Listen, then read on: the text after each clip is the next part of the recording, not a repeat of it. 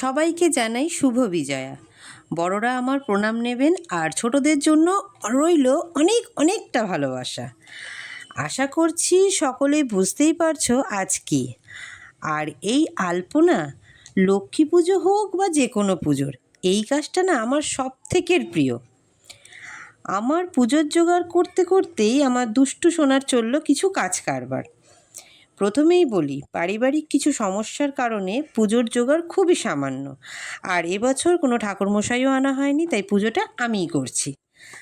আর এই দেখো, আমি এখানে পুজো করছি, আর এই একজন আমার কোলে এসে বসে আছে। বদমাইশি করছিল, কিন্তু তোমাদের বলি, ও না পুজো করতে খুব ভালোবাসে। তাই আর কি করব, ওকে কোলে নিয়েই পুজোটা সারলাম।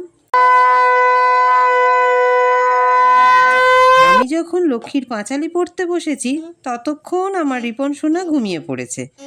তা আমি তো এইভাবেই পুজোটা সারলাম। তোমরা কে কিভাবে পুজো করলে আমাকে কমেন্ট করে অবশ্যই জানিও।